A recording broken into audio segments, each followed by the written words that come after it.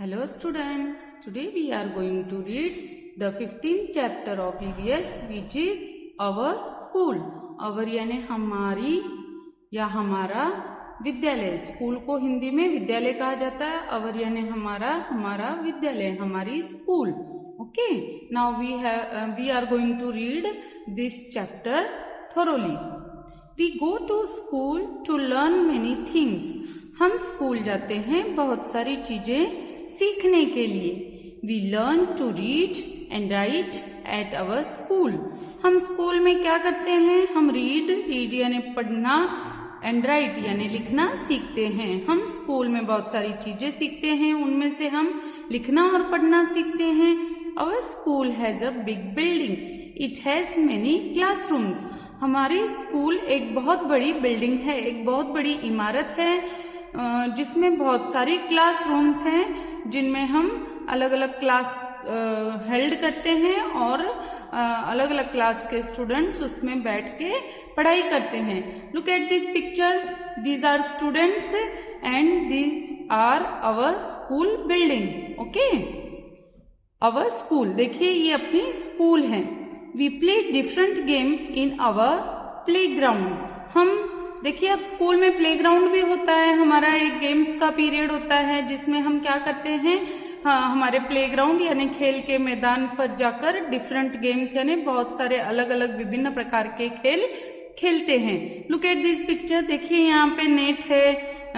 Girls students यहाँ पे net badminton खेल रही हैं. यहाँ पे बॉयज हैं वो फुटबॉल खेल रहे हैं. ओके, तो प्लेग्राउंड में हम डिफरेंट गेम्स खेलते हैं. We sit and study in our classroom. हम अपनी क्लासरूम में क्या करते हैं? सिट यानी बैठते हैं, स्टडी यानी पढ़ाई करते हैं अपने क्लासरूम में. Look at this picture. ये आपकी क्लास का भी पिक्चर ऐसा ही होता है कि टीचर पढ़ाती है और स्टूडेंट सारे केयरफुली मैम की बातों को सुनते हैं. मैम जो लेसन रीड करती है उसको समझने की कोशिश करते हैं. ये आपका क्लासरूम है. We attend the assembly and school functions in our school hall.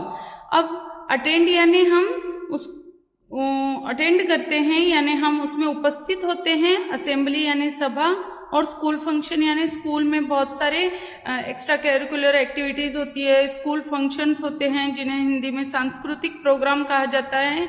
Hall. In our school hall. School में एक ऐसा इतना बड़ा कमरा होता है जो अदर क्लासरूम से साइज में बड़ा होता है.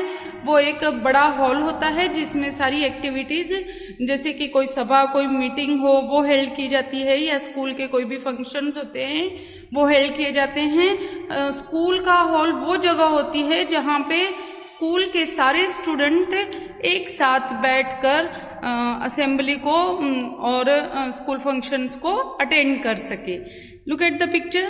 These are the picture of school hall. देखिए यहाँ पे हमारे गेस्ट बैठते हैं, हमारे प्रिंसिपल्स होते हैं, प्रिंसिपल हैं वो बैठते हैं, टीचर हम लोगों को गाइड करते हैं और स्टूडेंट्स उनको ध्यान से बैठकर सुनते हैं.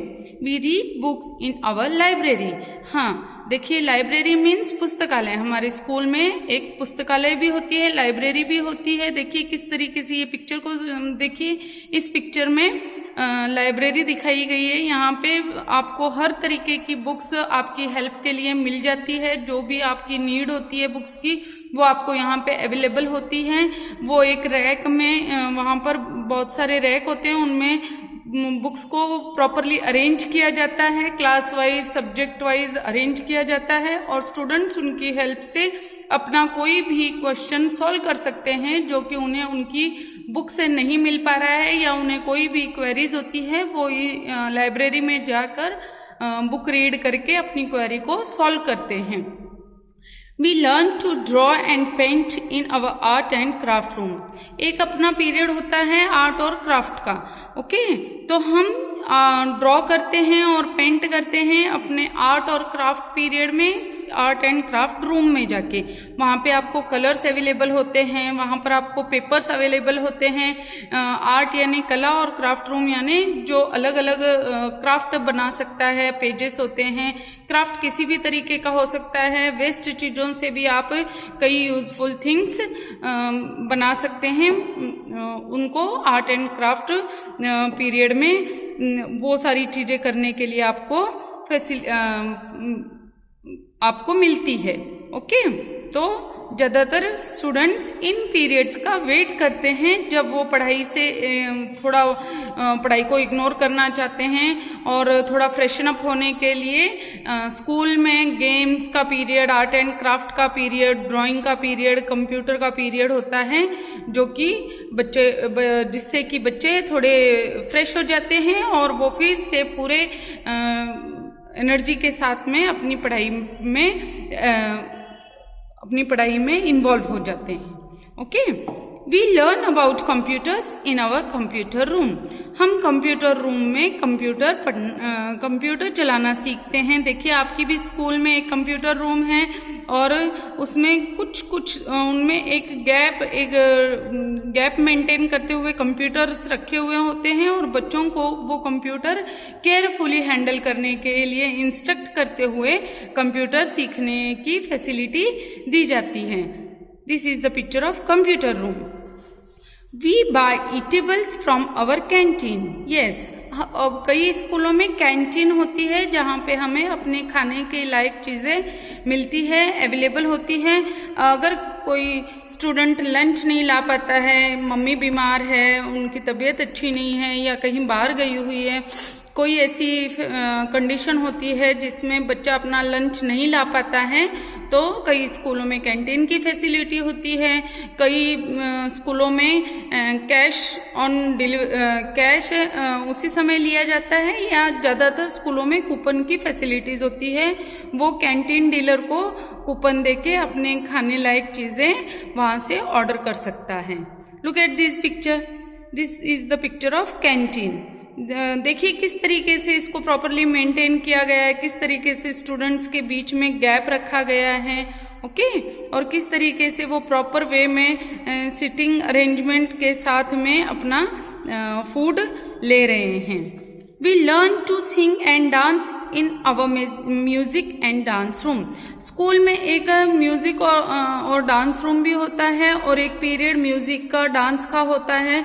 जब स्कूल में कोई फंक्शंस होते हैं तो हमारे जो डांस टीचर होते हैं, म्यूजिक टीचर होते हैं, वो हमें गाना और डांस करना सिखाते हैं, जिसके लिए एक अलग रूम होता है जो कि होता है म्यूजिक एंड डांस रूम। वहाँ पे म्यूजिक के लिए और डांस के लिए विभिन्न डिफरेंट इंस्ट्रूमेंट्स यूज़ किए जाते हैं और उनको प्रॉपरली केयर लेते हुए उनको प्रॉपरली हैंडल करने का तरीका सिखाते हुए हमें म्यूजिक एंड डांस रूम में म्यूजिक और डांस सिखाया जाता है। Our school garden has many beautiful flowers. Look at this picture, this is the picture of our school garden. ये देखिए एक स्टूडेंट है जो स्कूल गार्डन में हैप्पीली एंजॉय कर रही है। हमारे स्कूल में भी एक गार्डन होता है जिसमें ब्यूटीफुल फ्लावर्स होते हैं। हमें एक इंस्ट्रक्शंस दी जाती है कि फ्लावर्स को कभी भी प्लक नहीं करना चाहिए, उन्हें कभी भी तोड़ना नहीं चाहिए। उनकी ब्यूटी को मेंटेन रखते हुए हमें अपने स्कूल के गार्डन को एकदम सुंदर रखना है और वहाँ पर फूलों को या लीव्स को तोड़कर गार्डन को खराब नहीं करना है। तो हर स्कूल में एक ब्यूटीफुल गार्डन भी होता है जो कि अपने स्कूल की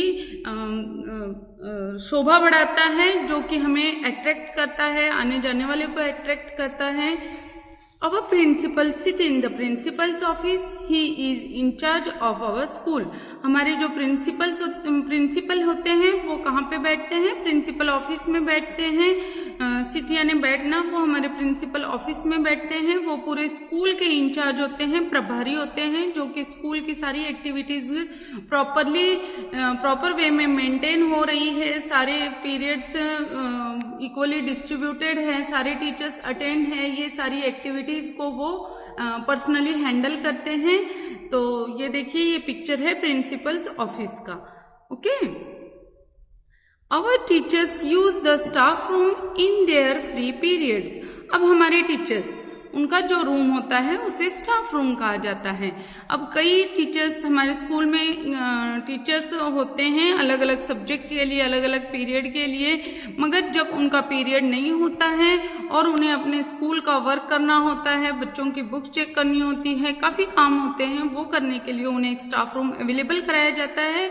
वहाँ वो फ्री पीरियड में बैठकर अपनी सारी स्कूल एक्टिविटीज़ करते हैं। Look at this picture, this is the staff room. When we are hurt or fall sick, we go to our medical room.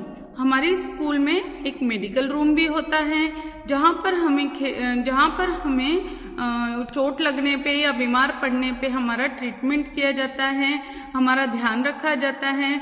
अब कई बच्चे होते हैं जो गेम्स पीरियड के समय में अगर इंजर्ड हो जाते हैं, हर्ट हो जाते हैं, या उस समय उनकी तबीयत खराब हो जाती है, तो उन्हें इस मेडिकल रूम में लाकर उनका ट्रीटमेंट किया जाता है। उनके पेरेंट्स को इन्फॉर्म किया जाता है, पहले उसकी स्कूल में ट्रीटमेंट प्रॉपर वे में करके, फिर उनको स्कूल से पेरेंट्स को कॉल करके, पेरेंट्स को बुलाकर उन्हें उनके घर भेजा जाता है, ताकि वो और आराम से अपने घर में अपनी तबीयत का ध्यान रख सके। Look at this picture, this is the picture of medical room.